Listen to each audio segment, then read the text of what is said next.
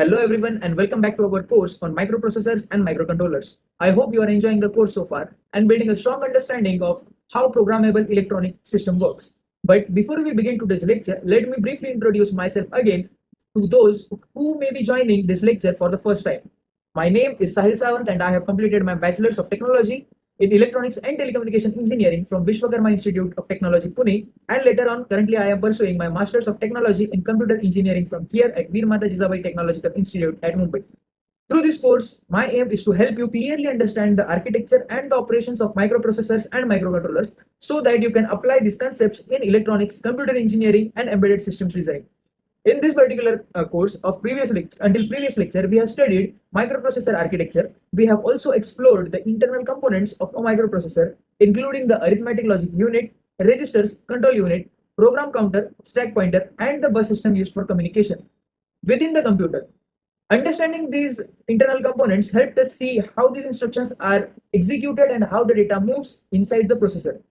In today's lecture, that is lecture 4 of this series, we will shift our focus from microprocessors to another extremely important programmable device known as microcontrollers. We will discuss what a microcontroller is and understand the concept of computer on a single chip. Examine the internal components of microcontroller such as CPU, its memory, input-output devices or ports, timers, and communication interfaces, and finally explore the various applications of these microcontrollers in real-world systems as well. So without further ado, let us begin with the definition of a microcontroller. A microcontroller is a compact integrated circuit designed to perform specific control tasks in the embedded systems. Unlike a general purpose microprocessor that requires several external components to function as a complete system, a microcontroller integrates these multiple components into a single chip. The integrated design allows the microcontroller to function as a complete computing system which is capable of controlling the devices and its processor as well. In simpler terms, microcontroller can be thought of a small computer designed for dedicated control applications. It is programmed to perform a specific task or a set of tasks repeatedly and reliably within an electronic system. Microcontrollers are commonly used in systems that require automatic control and monitoring. These systems are often referred to as embedded systems as well, which means that the computing system is embedded within a larger device to perform a specific function. Now, let us understand the concept often associated with the microcontrollers, which is the idea of computer on a single chip, that is a single chip computer. Traditional computing systems based on microprocessors require several external components to operate. For example, a microprocessor which needs external memory chips to store programs and data. Input-output interfaces communicate with each other or the other devices, and the additional peripheral controllers to handle the input-output operations such as timing and communications as well. A microcontroller, however, integrates most of these components within a single integrated circuit, and this includes the central processing unit, memory units, input-output ports, and the communication modules. Because all of these elements are present on a single chip, the microcontroller can operate independently with very few external components. This concept of integrating multiple functional units into one chip greatly signifies system design. It reduces the number of external components required, lowers the power consumption, and decreases the system cost and improves the reliability. As a result, microcontrollers are widely used in compact electronic devices where efficiency and simplicity are more important. Now, let us look more closely at the main components found inside a microcontroller.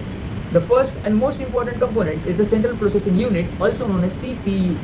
The CPU acts as the brain of the microcontroller. It executes the program instructions that are stored inside the memory and performs operations such as arithmetic calculations, logical comparisons, and control operations. The CPU operates by repeatedly performing the instruction cycle, which includes fetching an instruction from memory and decoding the instruction, executing the instruction, and storing the result or the response. Through this process, the CPU controls all the activities within a microcontroller and manages the communication between internal components. Another essential component of microcontroller is a memory, which is used to store both program instructions and the data. Microcontrollers typically include two major types of memories, which are RAM and ROM. The ROM, which is read-only memory, is used to store program code that the microcontroller executes. This program is often referred to as firmware because it defines the behavior of embedded system. In many modern microcontrollers, this memory implemented as flash memory, allowing the program to be reprogrammed whenever it is needed. RAM or random access memory is used for temporary storage of data while the program is running. It stores variables, intermediate results of calculations, and other temporary data required during the process of execution. Because both the program memory and data memory are integrated within the microcontroller chip, The system can operate without requiring an external memory component in many applications.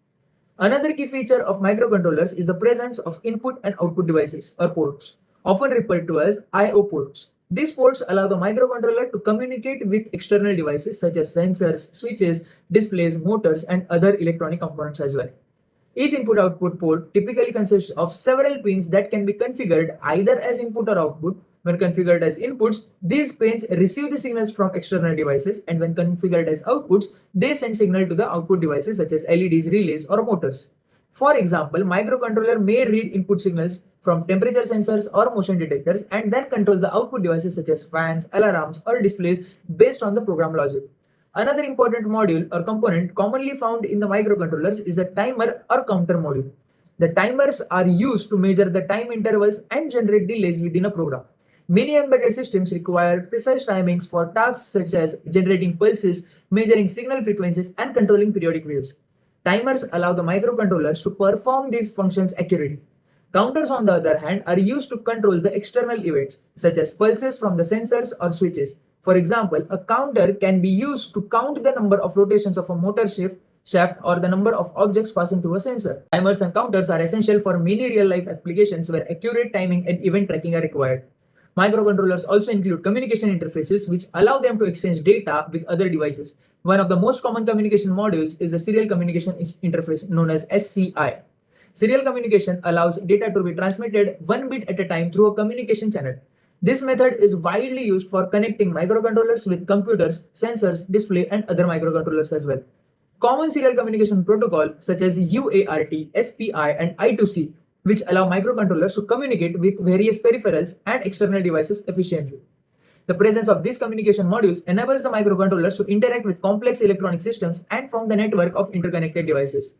Now that we understand the internal components of microcontroller, let us explore some of the important applications of microcontrollers in the real world. One of the most common areas where the microcontrollers are used is in household applications or appliances. Modern appliances such as washing machines, microwave ovens, air conditioners, and refrigerators rely on microcontrollers to control their operations. The microcontrollers reads the inputs from the sensor and the user interfaces, processes the data, and controls the motors, displays, and heating elements according to the program logic. And another important application area is the automotive industry. Modern vehicular components contain numerous embedded control systems such as microcontrollers. These systems manage functions such as engine control, fuel injection, braking system, airbag deployment, climate control, and infotainment systems as well. Microcontrollers continuously monitor the sensor data from various parts of the vehicle and adjust the system behavior. Microcontrollers are widely used in industrial automation. Manufacturing systems often require precise control of machines, sensors, and robotic equipment. Microcontrollers are used to monitor the production processes, control motor drivers, regulate the temperatures, and manage the assembly lines as well. Because microcontrollers can operate reliably in real-time environments, they are ideal for industrial control applications. Another rapidly growing field that relies heavily on microcontrollers is the Internet of Things or IoT. IoT devices are embedded systems connected to the internet that collect and exchange the data. Examples of IoT applications include smart home systems, environment monitoring devices, wearable health tracks, and smart agriculture systems as well. In these systems, microcontrollers collect the data from sensors, process the data locally, and transmit the information to other devices or cloud servers. Now, let us look at some popular examples of microcontrollers used in modern electronic systems. One widely known platform is Arduino. Arduino is an open source microcontroller platform that is widely used in education, prototyping, and hobby projects. Arduino boards typically use microcontrollers from the AVR family and provide the simple programming environment that allow the beginners to quickly develop embedded applications knowledge. Another commonly used family of microcontrollers is the PIC microcontroller series, developed by Microchip Technology. PIC microcontrollers are widely used in industrial applications because they offer a wide range of performance levels, memory capabilities, and peripheral features as well. Another important category is the ARM-based microcontrollers. ARM microcontrollers are widely used in modern embedded systems due to their high performance and low power consumptions, and advanced features as well. Many smartphones, IoT devices, and industrial control systems are ARM-based controllers. These examples illustrate how microcontrollers have been an essential component of modern electronic systems. The development of microcontrollers has enabled the creation of compact, efficient, and intelligent devices capable of performing complex control tasks. From household applications to the industry level automation and connected IoT devices, microcontrollers play a crucial or critical role in shaping the technology that surrounds us. Understanding how the microcontrollers work is therefore extremely important for engineers working in electronics, robotics, computer engineering, and embedded systems. This brings us to the end of lecture 4, Microcontrollers and Embedded Systems. Today we discussed what a microcontroller is. We also understood the components of microcontrollers such as CPU, RAM, input-output ports, timers, and communication modules, and examined how these microcontrollers are used in applications, vehicles, and industrial automation, and also modern embedded systems. In the next lecture of tomorrow, we will discuss an important comparative topic, microprocessors versus microcontrollers. We will analyze the key differences between these two programmable devices in terms of architecture, performance, power consumption, cost, and application uses. If you are finding this course helpful and want to continue about microprocessors and microcontrollers step by step, make sure to subscribe to my channel and stay tuned for the next lecture in this series. Thank you for watching and I will see you in the next lecture. Until then, have a great day.